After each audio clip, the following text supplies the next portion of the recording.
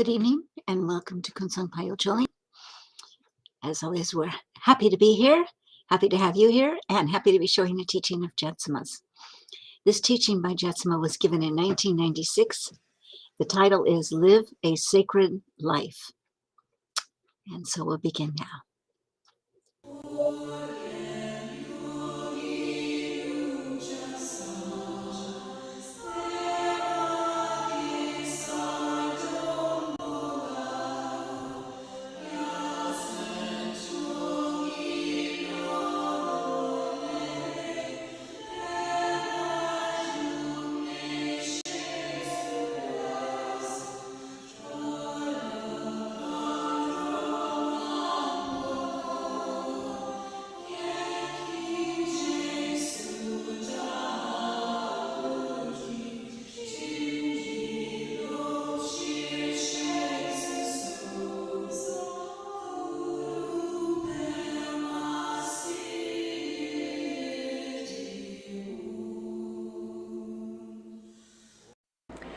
So what I'm trying to talk about today, or what I would like to bring up today, is the tendency for those of us who are practicing the Buddha Dharma to act like and to practice like new practitioners. And when I say new practitioners, I don't mean practitioners that have been practicing for only a week or only 6 months or even only 2 years. But we act like a culture of new practitioners, which we are. The Buddha Dharma has only been recently introduced into our culture. And our culture is more determined by Judeo-Christian thought than it is by Eastern thought. And so many elements of our culture do not comfortably embrace the way the path is taught, including our language. And most especially the way that we live, our lifestyle. We are in a culture that is materialistic. It is extremely competitive. And actually, the idea of competition and material, these two ideas both, are taught to us as virtues from childhood. And so we think of collecting things or of going somewhere. These are very pivotal ways of viewing our progress through life. And so that becomes for us on the path somewhat difficult. And we have to spend some time trying to translate. And I feel that one of the things that we are able to do fairly well here at the temple, at our temple here, and that I myself feel somewhat skilled in, is translating what is basically innately Eastern thought into a Western context or Western culture. And that because that I was born an American. And I think that that's what is really helpful with if one has some understanding of the path. So our problem here, as we face either beginning the path of Buddha Dharma or continuing on the path of Buddha Dharma, is the sense that somehow the path has to become really married or bonded with the way that we utilize our mind and our perception. And this we have not really been able to do yet, even if we've been practicing for some time. Even if we are wearing the robes, even if we have a daily practice that we are extremely committed to. It tends to be the case that we don't actually bond or marry with the path in a way that is truly intimate, truly lasting. We tend to, unfortunately, externalize the path. So we have to ask ourselves, what are the reasons for that and how does it manifest? Well, first of all, regarding the reasons for it, in our culture and the way that we think, we externalize everything. This is not unusual. Everything that we see is a road in front of us. Of course, this isn't only typical of our culture, it's typical in the way that human beings perceive things altogether. But particularly in this culture, we think of things that must be accomplished and things that must be collected. So we find ourselves facing something that is in front of us, a path that is in front of us. And although the Buddha Dharma, the teaching of the Buddha Dharma is extraordinarily different from spiritual and esoteric philosophy as we understand it in this Judeo-Christian society, We are not able to make that transition. We practice Buddhism like Christians, just a different guy up there. Which is really not how Buddhism ought to be practiced at all. Actually, Buddhism, there is much debate.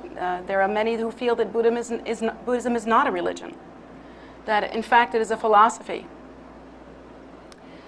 There are those that say that Buddhism is a religion, but it is a non-theistic Buddhism, non-theistic religion. And there are others that say that that's not possible. You either have a theistic religion or it ain't a religion.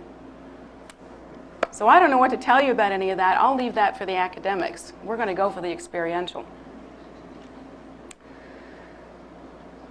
Actually, if we understand the source of our misunderstanding and how it is that we externalize the path, we can begin to repair the damage and begin to rethink and reassess. The great thing about us is that we can learn. We are that particular unusual kind of computer which can learn from its own programming, which can reassess and reevaluate. We are capable of that. To watch us in our lives, you'd never know it, but we are capable of learning. So when we begin to practice the path, if we consider the thoughts that I'm about to bring out, we may be able to reevaluate, reassess, and re-engage in a way that is deeper and more profound. Let's jump for a moment to a way of understanding what the path actually is. When we think of the path, once again, we think of something that is external, separate from us, something in front of us that we have to move on or attain toward. A different understanding of the path might be that the path is something that actually engages with what you might call three faces. But these three faces are very much like us. You know, you could say that each one of us has at least three faces. Each one of us has the face of anger or discontentment. Each one of us has the face of joy. Each one of us has the face of sort of balance or just contentment. There are many different faces that we have.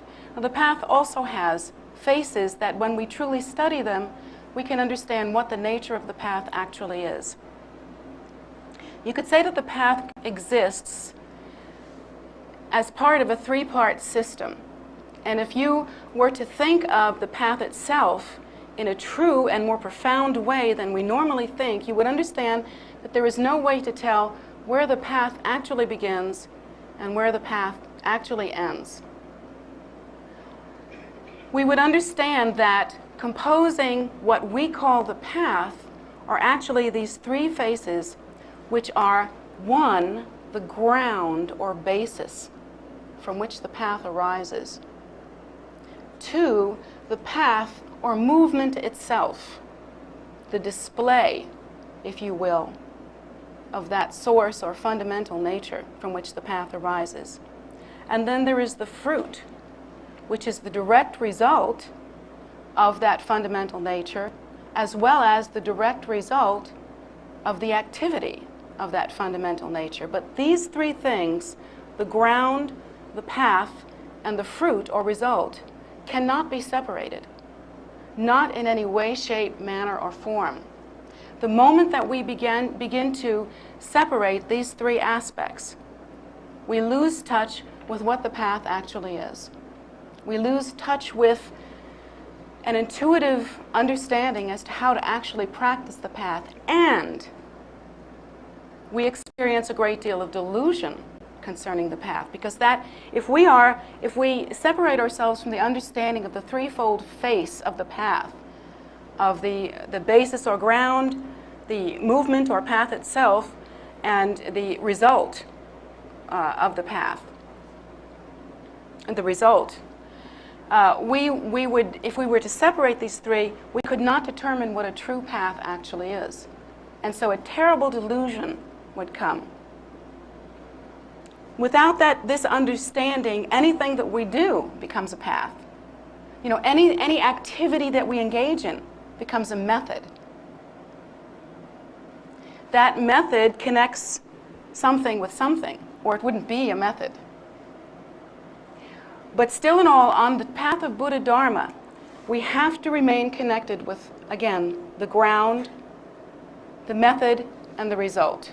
These three have to be considered as threefold. They cannot be separate in any way, shape, manner, or form.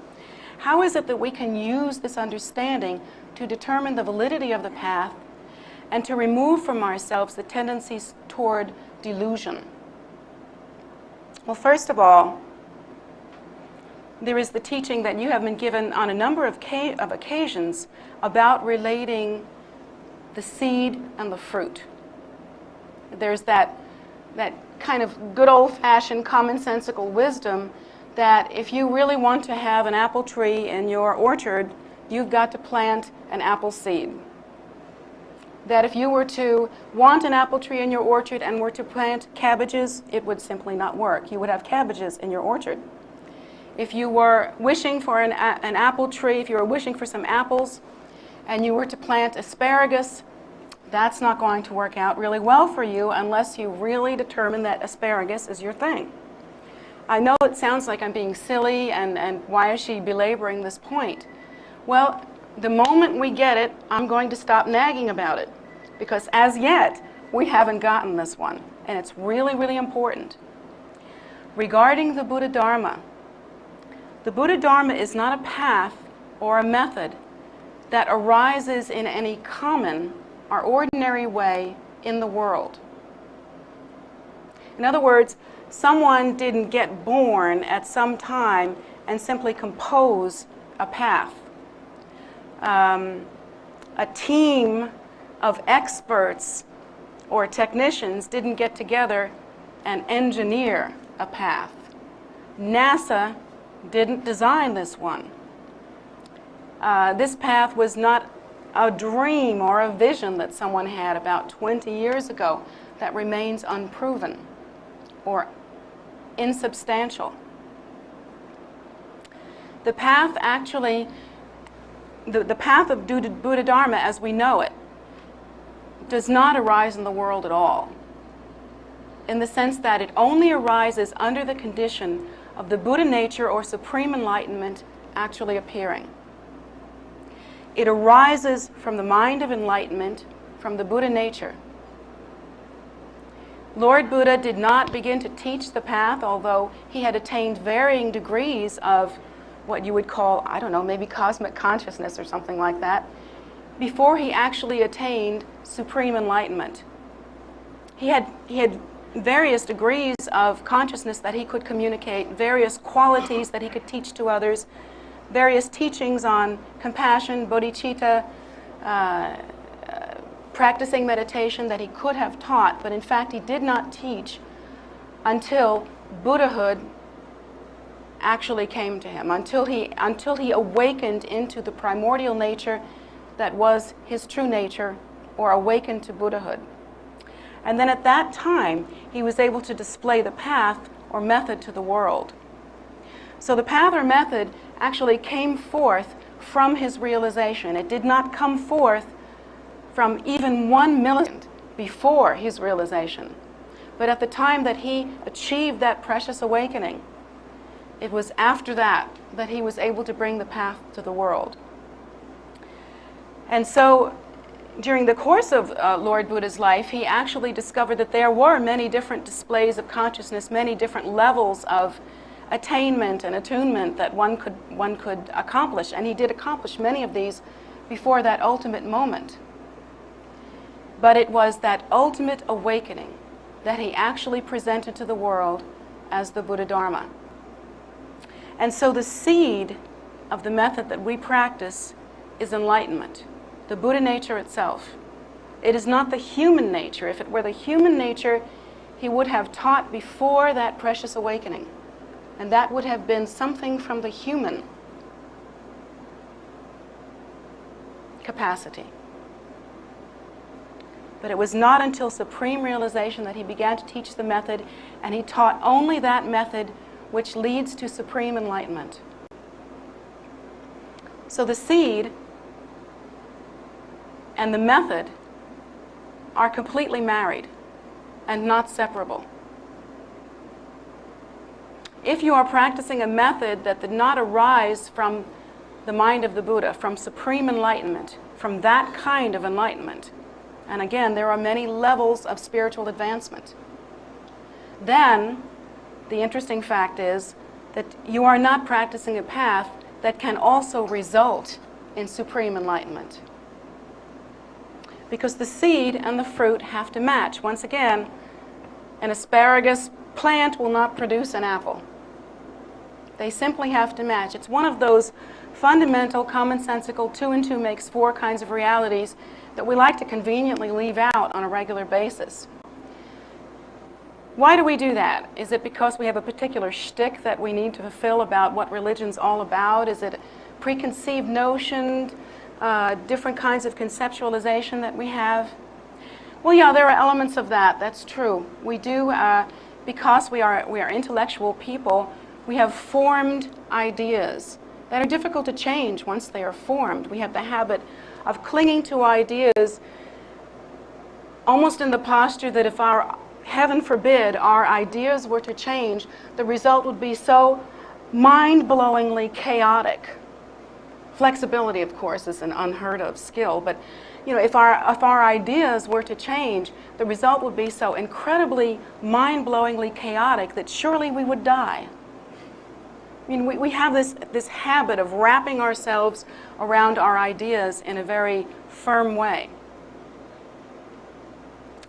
That's certainly one reason why it is difficult for us to think logically about these issues, and particularly about the path. But another reason why that is so difficult is that in every area of our lives, if you really examine us, we have very little familiarity with and habit geared toward really thinking something through from cause to result.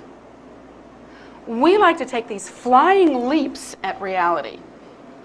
You know, we like to take these great sort of plunges, thinking, you know, I want that and I'm here, so jump. You know, it's kind of that kind of thinking. Just jump, you know, and if that, well, jump again, you know, and if that doesn't get, well, don't, but heaven forbid, do not stop and think what cause would produce that result.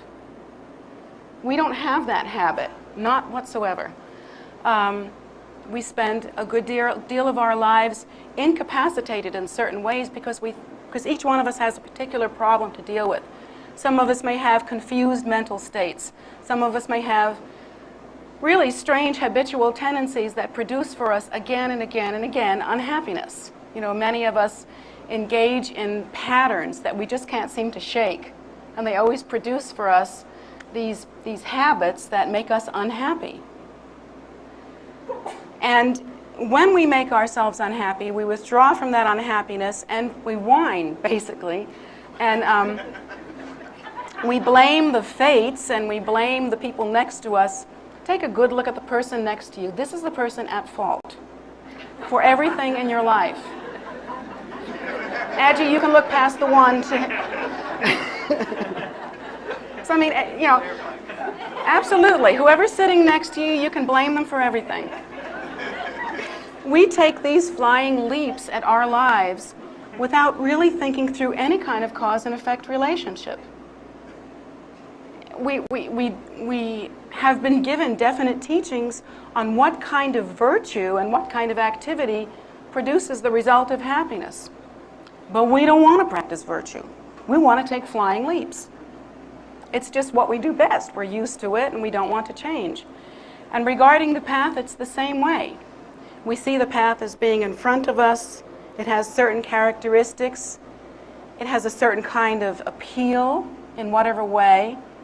And so we see ourselves as separate from that, and we take a flying leap in that general direction somehow, without thinking out what is cause, or what is original cause, what is the basis, what is the movement or the method, what is the result, and how to follow that through, how to really reason that through. We don't seem to be able to do that. We seem to like to take these flying leaps. And we also, oddly enough, expect that these dramatic, utterly unfounded and ungrounded flying leaps in themselves, because they are some kind of movement or some kind of dramatic, in themselves are going to be like some kind of manic dance that's going to make us happy. Just themselves. So we spend most of our lives just thrashing around, just flailing around through our lives. In most regards, we have no way to understand the relationship between cause and result. We simply don't have the habit. It's a particular kind of delusion that seems to go hand in glove with our human reality. So now when it comes time for us to really become intimate with and marry into the path, we're looking around for some way to do that. The difficulty is obvious. For many of us that have been practicing for some time, when we engage in the path, we will try to make the path its own satisfaction.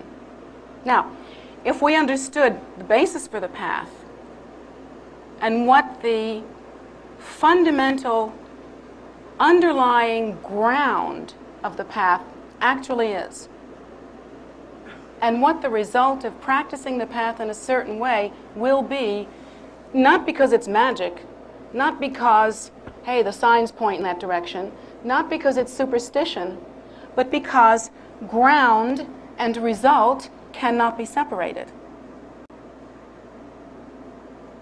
We would begin to understand that, in fact, under those conditions, the path disappears. The path as a separate entity then doesn't exist. Not in the way we understand it. It becomes invisible. It becomes inseparable from our own primordial wisdom nature, from our own naturally awakened state, from our own Buddhahood, in its causative sort of, in its seed form, I guess you'd have to say. And it becomes completely inseparable from the full-blown result of Buddhahood, of actually awakening. It becomes completely inseparable. And if you understood the three faces as being completely inseparable, you would not be engaging in method thinking like the way we do now, which is, okay, today I'm really going to get into my practice. So instead of doing an hour of practice, I'm going to do 2 hours. What kind of thinking is that? I mean, yeah, at some point you might have to decide how much time you have to put into it. But that's not what it's about. That's not going to make a bit of difference if that's the approach. And the kind of thinking that we have now also is, well, I really have to, I've been sort of out of it with my practice, and so now I have to get back into my practice. Even that kind of thinking is deluded thinking. To get back into your practice means that you walked away from something that is intimately connected, completely inseparable from that which is your nature. You can't walk away from that. No matter where you go, there it is. And so where does that thinking come into play? It's very strange thinking. It causes us to be incapable of living a truly sacred life. Now, living a truly sacred life does not become old. It does not become tiresome. It never becomes stagnant by definition. It re-establishes itself at every moment, because if you are living a sacred life, which is a life that is truly connected with meaning, purpose, with nature, cause, result, then each moment becomes almost like, forgive me for getting overly romantic, but becomes like a kiss, like love. Every moment is something that you have a sacred relationship with. Because you move into the awareness that there is nothing that you can do that is separate from your own nature. And nothing that you can do, unless you will it to be so and close your eyes and turn away, that therefore is separate from result, the result of awakening. But the need, in order to establish this truth as being real and relevant in your life, is to understand the path as being inseparable from your nature. We run into all kinds of traps when we practice the Buddha Dharma. One of them is that we feel like we're doing somebody a favor when we practice. We feel like we're doing our teacher a favor. We feel like we're doing the people around us a favor. And our compassion becomes tainted with that. You know, we feel like we're doing everybody a favor by praying for the world. When we walk about and move and have our existence through the vehicle of our lives, within the vehicle of our lives, excuse me, we also, you know, we adapt a posture which is very much like putting on clothing or putting on a false crown. Definitely we put on an appearance as though it were not ours. We think of practicing the path as a constraint or something that we do that isn't really naturally part of us. And so the path eventually becomes like a burden to carry, something that isn't you that you have to pull with you. That becomes too weighted, it becomes too heavy, it becomes unnatural. It becomes an issue in your life. Whereas if we understood the path to be something that we were not able to walk away from, so natural, so much a part of us as our own breath, in the same way that we live and that life is displayed as movement, breath, activity, and the result of that is that we live. That natural process of understanding ourselves to be that kind of creature makes it pretty easy for us to breathe, isn't it? I mean, if you understand the basis of your life and you understand cause and effect, you're not likely to say, oh God, I'm so tired of breathing all the time. I'm just really sick of it. I mean, it's really a pain. You have to do it from the moment you're born to the moment you die. It's just not fair. You know, and why does everybody have to do that? Well, you would never think like that, of course, because your breath, your movement is an expression of the fact that you live. Now, it is possible for the path to be the same kind of living reality to you. I know for myself, in my own practice, and I'm certainly not holding myself up as the best practitioner in the world, there are times when I don't have time to practice at all. And yet I have never for a moment felt separate from the path. I mean, that seems to me impossible. It seems to me that my entire life is an expression of the path, and it is. It seems to me that everything that I know for sure is something that the Buddha brought to the world. About everything else, I don't know anything for sure, you know. I may know something about the nature of mind, but I really couldn't get you into D.C. I can't find the place. You know, it's the truth. I need a driver. And yet, I wouldn't know how to take action, no matter what it looks like, that is separate from what I know as sacred. I wouldn't know how to remove myself from the path. The path to me is inborn, connected, married. I'm convinced that there would be no reason for me to live if there were no path to be displayed. And I don't think I'd be here. So why is that? Is it because I'm such a great practitioner? No, I don't think so. I think that somehow, perhaps, who knows, maybe it has been my good fortune, as my teachers have said, to have practiced many, many lifetimes, and it becomes natural and habitual for me by this time. Perhaps that's what it is. But the one thing that I know for sure is that I don't see anything that is separate from the Buddha nature. I don't see that. So we, as practitioners who are trying and attempting to mature in our own spirituality, have to learn how to do that in some regard, how to live a truly sacred life. There are many different ways to consider that thought. There are many different ways that we can practice it.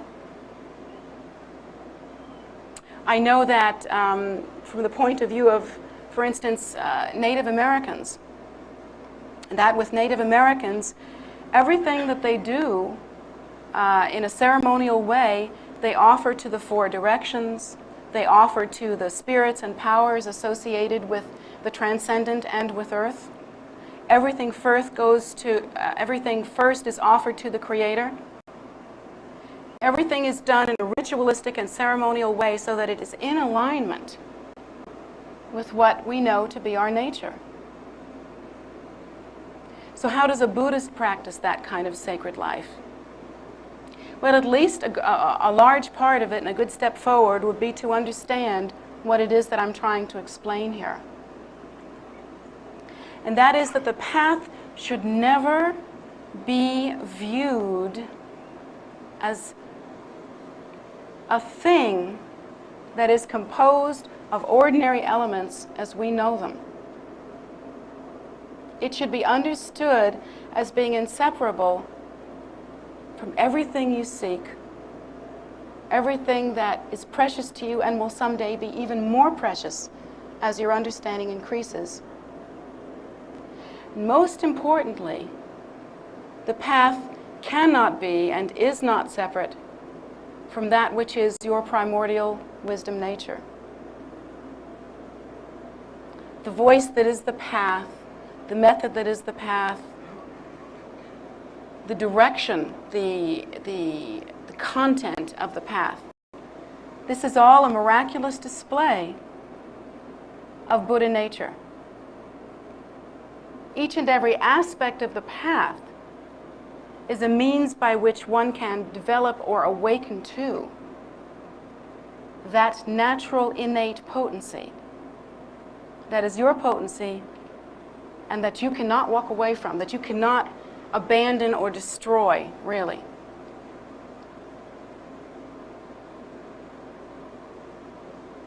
The path can only bring about the result that is consistent with and the same as the seed or its essence. So we're looking at essence, we're looking at movement, and we're looking at result. Try to imagine how we see things ordinarily. When we are doing what seems like moving through linear time, isn't this the case where if something happens to you, let's say, well, let's think of some really dramatic event that happens to you. Let's say, I don't know, what happens? Let's say your car breaks down, okay?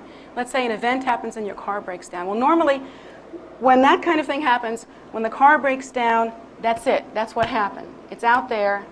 The car broke down. It's out there. It's an out there kind of thing. And it's isolated.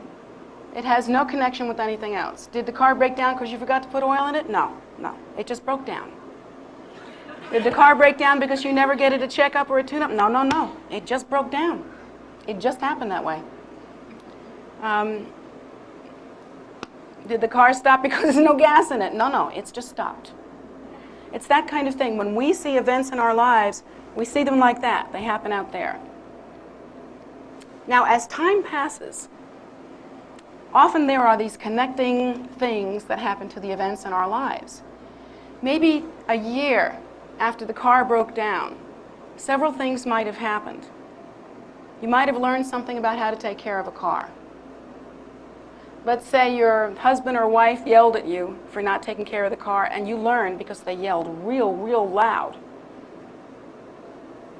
Or let's say a year after the car broke down, a series of events happened in which you were challenged to put in some overtime so that you can make some more money and so that you'd get a new car. So a couple of years down the road, when you think about the day that car broke down, it's no longer an isolated situation. The car didn't just broke. You know, it didn't just happen. There is meaning and importance that is somehow connected with all of that. You can see a movement from even before the car broke down, because by that time you have enough distance from the chaos of your mind to be willing to look at things that you weren't looking at before. You see that the car broke down, but you also know by that time in hindsight, which is always 20/20 as you know, that in fact you didn't take care of the car very well. But now you see this as a total learning process. It isn't just that the car broke and you're living with that horrible reality. You're not seeing this isolated, neurotic situation. You're seeing a trend. You're seeing a movement. You didn't know how to take care of the car. You didn't do such a good job. The car broke down. Certain events happened by which you became naturally empowered to get another car. But that natural empowerment only happened because your first car disappeared. It broke. So now, in retrospect, you're seeing this flow, this beautiful movement. Suddenly, on the wings of a dove, you can see this beautiful movement, which started with your incompetence and led to your empowerment. In retrospect, once again, you can see the wholeness of it. Well, see, doesn't that give you a clue as to how we think? Well, it should. It really should give you a clue as to how you think. We have this idea of it's kind of an ignorance that plagues us. It's kind of short-sightedness. It's a kind of not being able to understand content or whole pictures or abstract conceptualizations or round things. I don't know how better to describe it. But we only see something right in front of us, and it's this kind of like, you know, manic little posture we put ourselves in. There it is.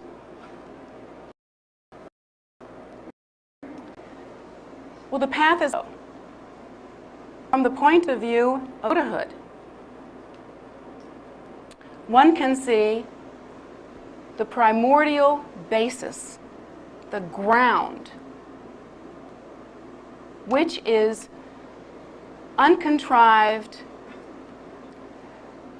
beginningless, endless, unfounded, and perfectly complete Buddhahood, Buddha nature. Buddha nature, the primordial wisdom state. We see that. We see a dance or a movement which is very much like having the same relationship with the ground as the rays of the sun have with the sun. You can't really, where's the point where the sun ends and the rays begin? And there's no real way to say that. There's only a matter of opinion as to where one ends and the other begins. A real way to say that. And so we understand that the brightness or the rays of the sun are the same reality as the sun itself. And in the same way, the Buddha Dharma is understood as being this radiance or display which is inseparable from the source. You can't have the sun. It doesn't exist. And so they are married in the most intimate fashion. There's no separation. This is seen from the point of view of Buddhahood. We see the primordial wisdom state. We see display as being inseparable from the natural resting state. And we see this from the point of view of result, which is completely dependent on and based on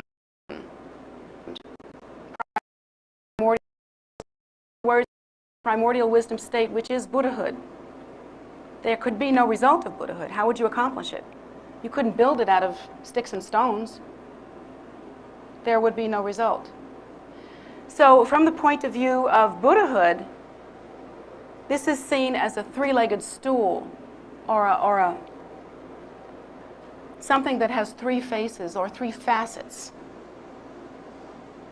that are completely inseparable from one another. Now, if we are to really understand that in a deep and profound way, the idea of whether or not one should practice or how one should live, should one be spiritual today or not, should one approach this particular problem in a spiritual way, the idea of becoming stagnant on the path, where at one point you felt like you were practicing well, and now you feel like practice is, I don't know, you're not quite getting it somehow. This kind of idea would not be possible if we didn't see the path as being something separate from us, and in such an essential way that it becomes something we either walk on or put on. If we were to understand something of our own primordial nature, if we were to understand that the method is not separate from the result, then the hunger that we feel that brings us to the path would also sustain us. Because there is a hunger that brings us to the path. There is a kind of, what is it? What is it? What is it? A moving towards something, a thing that makes you reach out. And it makes you consistently reach out throughout the course of your life. Whether you reach out to the path every time, that's another issue. But there is some kind of urging towards what we know is some sort of natural, opened, awakened state of wisdom and poise. A state that is free, perhaps, of some of the components of suffering. We know that there's something. We can feel it. There's a natural urge. And yet, even with all that urging and all that crying out in our hearts, which we all do in some way or another, why is it that we are not able to sustain ourselves on the path? So here's the need. What I'm describing to you today is a very strong and powerful need. And that is, how can we have our understanding of our spiritual life be so natural, so connected, so married with every primal impulse that we have towards spiritual growth, that really we move past the point of making a choice. See, that's where you want to go on the spiritual path. You want to get past the point of needing to make that choice again and again and again. Because so long as you have to re-choose and reaffirm your path, you're going somewhere that isn't you. You're doing something that is separate from, you feel is separate from your nature. You're doing something still that is unnatural. And so all these dilemmas come into play. Once again, who are we doing this favor for? Who are we impressing? Who's got the authority in this game? We become then impotent on the path. And we get to the point where we need to be inspired on a regular basis. Because when you're traveling a journey that is separate from you, inspiration is necessary. On the other hand, do you need to be inspired to continue living, generally speaking? Do you need to be inspired to take your next breath? It's true that sometimes we can fall into a confusion that is so thick and so deep that we don't even understand whether we want to live anymore. That happens. There is history of that. As you know, there are people that commit suicide. But generally speaking, most of us understand intuitively that our life itself is simply a display. of our nature. And on some level, we're beginning to understand that in order to continue living, we've got to engage in the method of breathing and moving through our lives. If we could only do that with the path, if we could only do that with Dharma, if it could be seen as natural for us and inseparable from us as our own breath,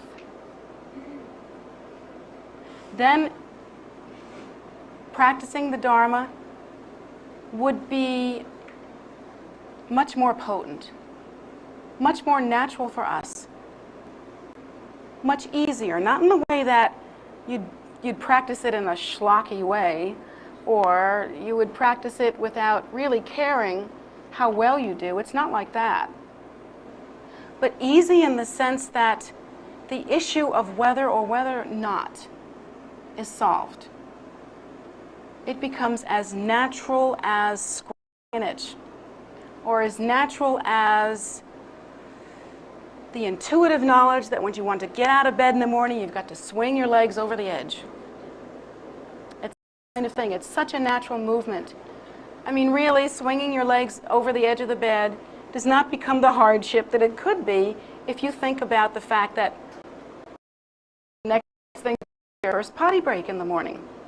So you're out of that bed pretty easily because it's a natural part of your life. But that's not how we practice Dharma. We practice Dharma like it's a big issue, something we have to do that is not us, a girdle we have to put on, a thing we have to suffer through, a ritual that we have to impress somebody, something we have to set aside time for. And ultimately, we lose touch with and have no sense of what it actually is to live a spiritual life, to live in spirit, to live a sacred life.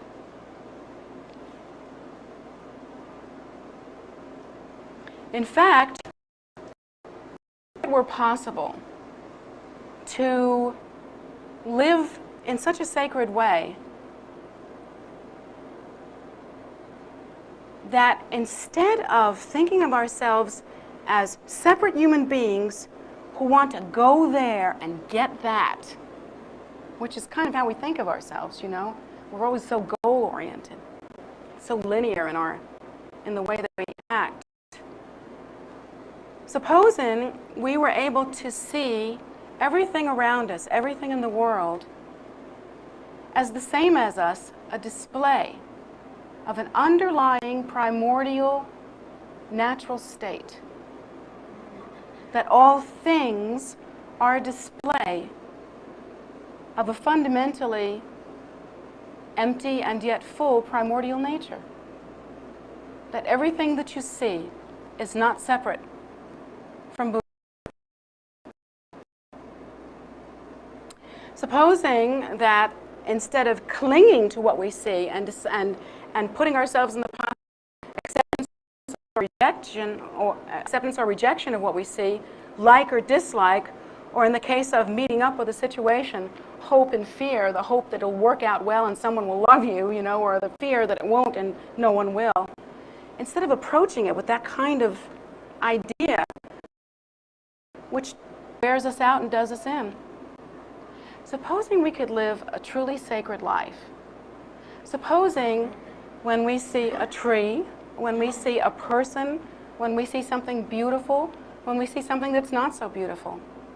Supposing we were to, in some quiet, subtle way, you don't have to make a big deal about it, you don't even have to roll your eyes up towards heaven, you don't have to make any kind of hokey spiritual posture, whatever.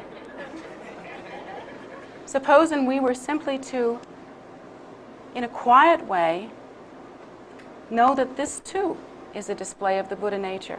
Supposing when we see something that delights our eyes, we would think of it in a more sacred way as something that can be offered to the Buddhas and Bodhisattvas for the sake of sentient beings, rather than clinging, rather than grasping. Supposing everything could be offered. Supposing that every experience that happened to us could be offered Suppose we could develop a sense of everything being sacred, holy, precious, having its own weight and depth and taste, and that each experience on its essential level can be offered. Supposing that we grew in the awareness that every single thing that occurs and every single thing that we see, feel, touch, taste within the content is inseparable from this fundamental spiritual reality that is both our beginning, our ground or basis, and our ultimate goal, ultimate result. Supposing we could really practice deeply in that way. Once you get past the point that that is just a thing that you do, once it becomes past the point of being an effort, once you really begin to awaken to the interconnectedness and sacredness of everything, and within the mind there becomes kind of a simplicity that is the result of such thought. No sense planning out how you're going to get everything when you're really in the posture of making offering for the sake of sentient beings. Once the joy of that begins to catch hold, once you just begin to move into a different flavor of seeing everything not as a materialistic external, attainable thing, but more as a display of everything you long for. And you begin to move into the understanding that it's not the display itself that is the thing that you want, but the underlying, joyful, loving spiritual reality that is, in fact, the essence we all long for.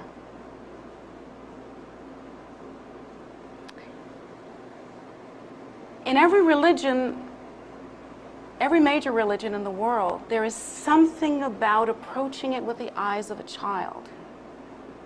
Every religion has a different way of explaining that, but there is a simplicity and naturalness that if one can engage on that, on their spiritual path, is sustaining, is joyful, and gives us the means by which we will not separate ourselves from the path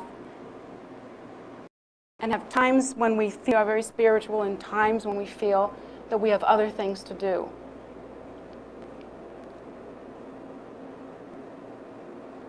And in that way, if we begin to practice the path in that way, it is much simply our lives. It is simply, indescribably, so much us, so inseparable that in the same way that you cannot stop breathing and continue to move and have your being, neither could you even consider not having one spiritual path be the most integral, most core, most central, nourishing, and profound element within your life. And so you become empowered. I'll tell you something about myself which may sound odd, being as though I'm sitting on this throne in the middle of this whole Buddhist mandala here. I'm not a very religious person. Isn't that a kicker? It's the bane of my life that I am responsible for this religion as it appears here in the West. I'm not joking with you. I'm serious. I am not a religious person. I do not like spiritual dogma. I do not like religion as I see it practiced. I wish that I had a more comfortable seat.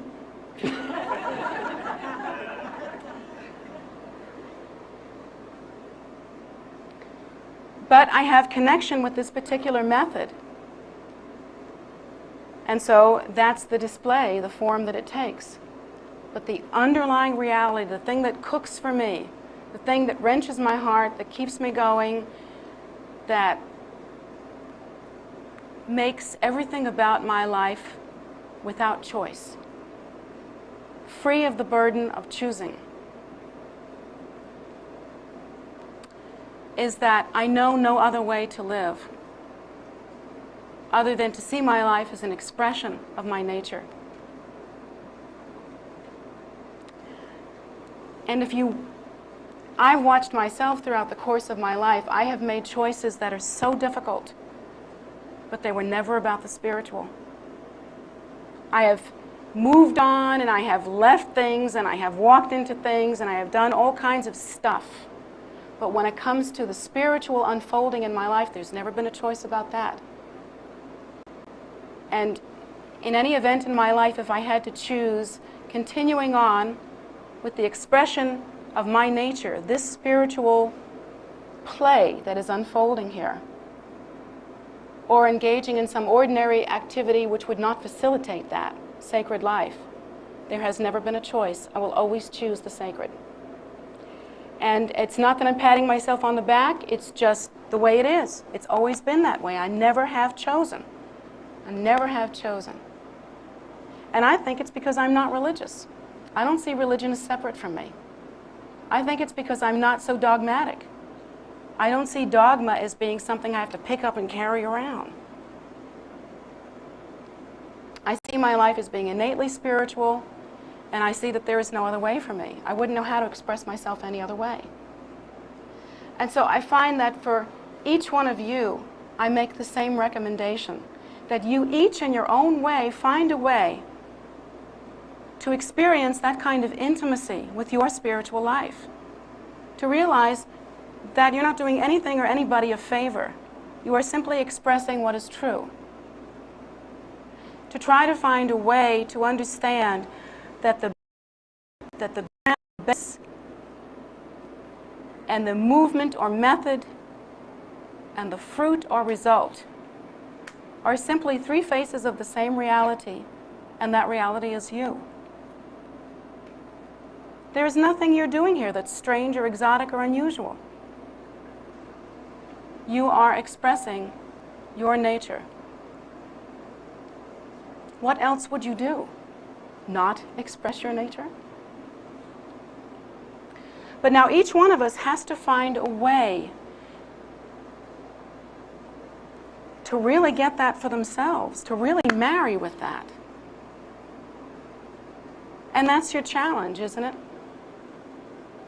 Haven't you, as you've moved towards, well, as you've matured throughout the course of your life, as an older person or middle-aged person or however old you are, haven't you looked back at earlier times in your life and realized that you didn't know how to really engage, that you were kind of absent, or there's a certain kind of, I don't know, absenteeism that we practice with less maturity in our lives? I mean, do you remember what it was like to be, say, anywhere from 15 to, 18, right around there? You know, you haven't yet grown a brain. You have these tiny little brain bud cells.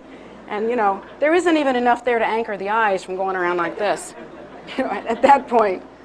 And later on, you realize that with maturity, there's a certain, whoa, I'm in my life kind of thing that happens.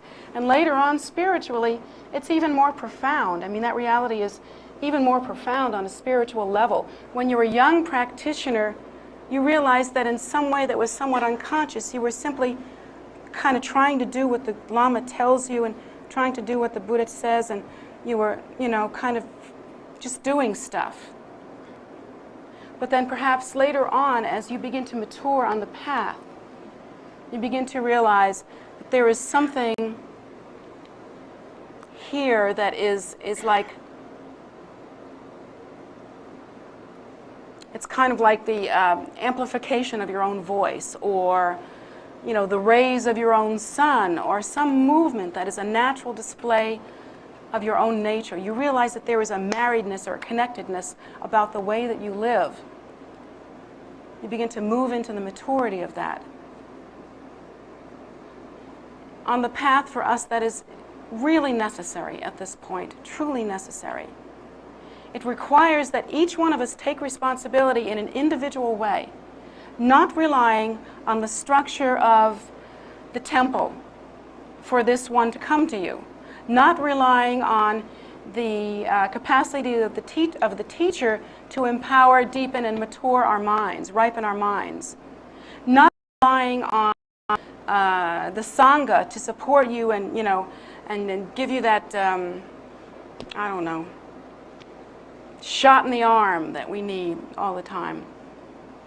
But each of us individually in some way, in the same way that you do when it comes time for you to marry on an ordinary level.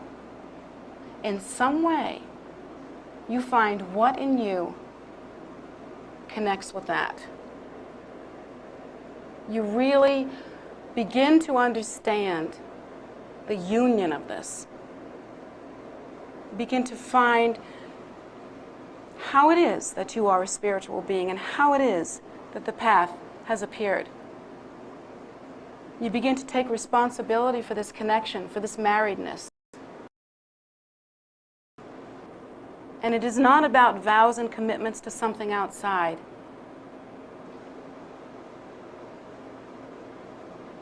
It's about walking in a sacred life as a person fully endowed with the natural capacity, the method, and the potency of result in order to attain Buddhahood. So ask yourself again and again, what's the goal here? If, like me, you are more interested in expressing your fundamental, uncontrived, primordial nature, which is free of discrimination, free of that which is complete and that which has just begun, in a joyful,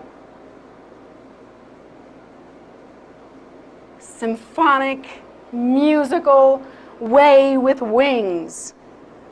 If you are more interested in doing that, in giving flight to what is precious, than in following a dogma or a religion and playing church, then you are going to be an excellent practitioner. If, on the other hand, you're interested in playing church and you have a time clock for this, and it's just a thing that you want to do and it's part of your life, and that will be the result. If you practice religion only to make your life different, then you will have a different life. But if you practice wisdom and bodhicitta in order to awaken, if you recognize everything as inseparable from you, if you are able to move into the posture of moving through the sacred as that which you are, as something precious, then I think you've got a shot at it. But that's going to take you working at it. You've really got to determine this for yourself. You have to build the marriage inside of you. Don't make the mistake that we make in ordinary marriages, waiting for the romance, hoping that the path will somehow woo you so that you can feel good about the path. It's not going to work. It's a lot deeper than that. So what I'm suggesting is that you really take this into your heart, really consider this, turn the page on a new kind of life. Today, why not? What's wrong with today? It's almost 12:40. You could have this in gear by 1 o'clock. Supposing you never were to take another bite of food into your mouth without offering the nourishment of that for the liberation and salvation of all sentient beings, and giving thanks and realizing the divine, precious, inseparable nature of that food. Supposing taste for you became more like communion than yum yum. Just think about that. Supposing love and friendship became for you a holy sacrament rather than a way to fill your time.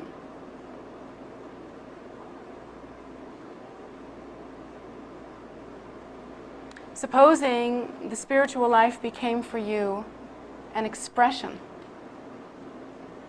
of something that exists and fills your heart rather than something that you're doing in order to look a certain way. You know you want this. You know you want to feel it to the depth of your heart. Why won't you be your own friend, your own best friend? Take yourself by the hand and give birth to a truly spiritual life. I don't care if you call it Buddhism. I do care that you practice compassion and bodhicitta. I do care that you awaken to the primordial wisdom nature.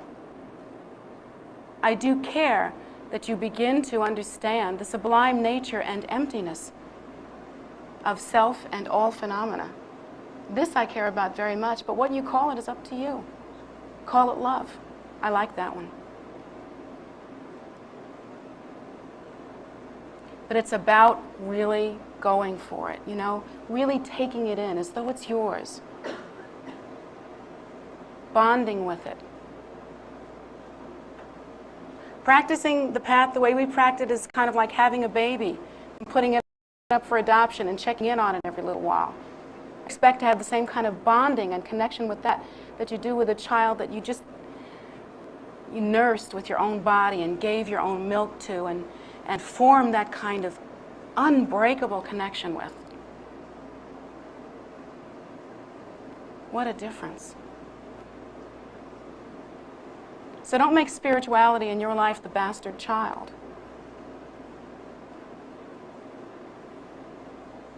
Let it be your life.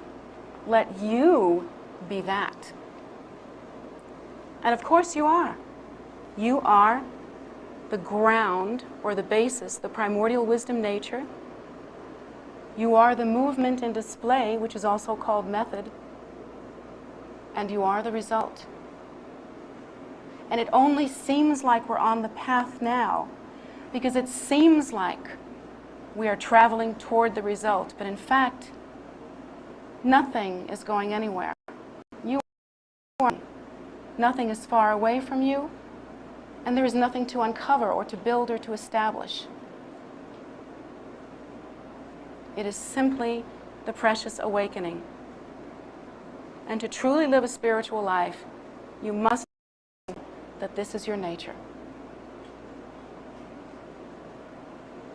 So I'm asking you to transform your life into the sacred, the sacrament, the beauty that you long for as though it were an external thing. By 1 o'clock. The reason why I'm naming this time is because it's so simple. It's just as simple as what you're doing now. In fact, it's much more simple. Because what you're doing now is feeling separate from the source, separate from your path, neurotic and needy. And by 1 o'clock, you could have that all fixed.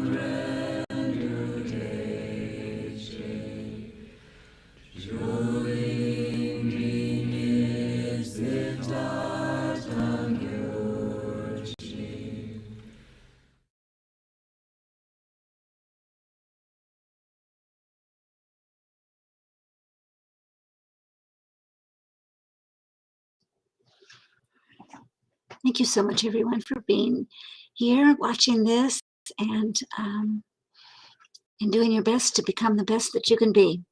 What can I say? Jetsunma never stops inspiring me, and hopefully it's true for you as well. In any case, we do show these teachings twice a week, Wednesdays at 7:30 and Sundays at 11. But then there are archived up there. So you have, literally hundreds of teachings of hers over the years. She taught for quite a number of years in this same way. And so we have them available to you. And we're happy that you're enjoying them. At least a few people said that online. In addition, we offer meditations every evening at 7 p.m. on this.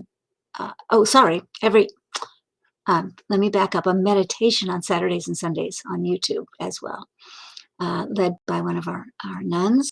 And it's a way to kind of calm your mind down enough that some of these things can become easier. And the one that we have every evening is Medicine Buddha. It's a very short practice that Jetsunma gave that is primarily in English, and she condensed it from the traditional practice so that all of us in our working schedules could do it in a short time in the evening and have very strong results. So take a look on Facebook for that one, 7 p.m. every evening.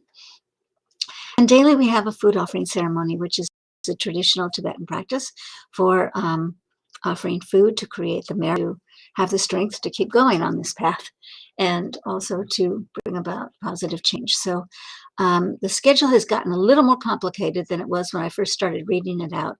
So let me just say, go to tara.org, TARA.org. That's our website. Just scroll down the first page and you'll come to something that says calendar, and click on that, and then you can click on the day and time that you're looking at, and you'll pull up practice, and it'll tell you what it is, a link to download it, and where to go to get it. Or it's on Zoom, or if it's on Facebook or on YouTube, and you can have at it. And you can join us online anytime. We welcome you, and we're happy to have you there. If you're in the area, come by on Sundays. If it's good weather, we do the 2:00 Sunday Rigs and Dupa soak across the street at a beautiful 8-foot Guru Rinpoche statue that's just inside the gates to Peace Park that we have. So come check it out. And it's followed by a drum circle at 4 to bring about rain so that the earth can keep going and keep giving us a hand in living. So that's partly there. In addition to the schedule, there's lots of things that go on here at the temple. Primarily right now, Jetsunma is extremely busy feeding as many people as she can. And if you want to come and volunteer and help with that, that's awesome. We have a garden, we have animals, we're also, going shopping and donations. So check it out on tara.org, or the new website for that, which is KPC Buddhist Relief. And but you can get that link on tara.org as well. So just start with tara.org and you'll get there. Any case, if you would like to make an offering directly to Jetsunma, or you contact her, you can reach her at her YouTube email, YouTube. Here I am. PayPal email address, which is jetsumagift@gmail.com. That's jetsumagift@gmail.com. It's in the chat there for her PayPal account, and it's a way of making a stronger connection with her, and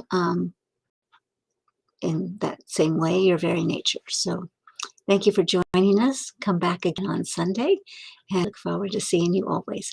And come to the temple. We're open dawn to dusk in the prayer room outside, and there's animals, and there's 65 acres of walking trails, meditation gardens, lots of stupas to meditate at. So come forward, and thanks again.